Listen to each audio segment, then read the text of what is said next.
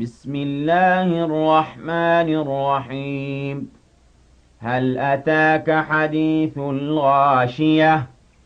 وجوه يومئذ خاشعة عاملة ناصبة تصلى نارا حامية تسقى من عين آنية ليس لهم طعام إلا من ضريع لا يسمن ولا يغني من جوع.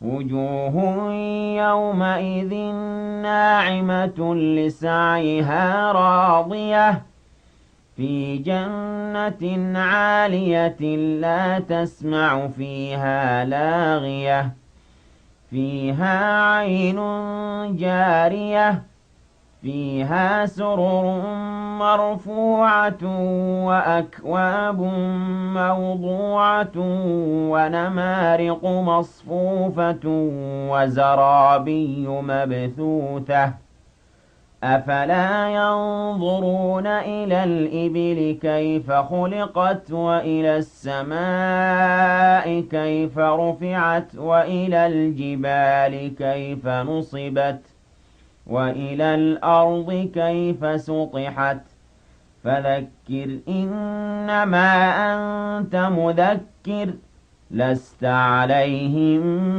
بمسيطر إلا من تولى وكفر فيعذبه الله العذاب الأكبر إن إلينا إيابهم ثم إن علينا حسابهم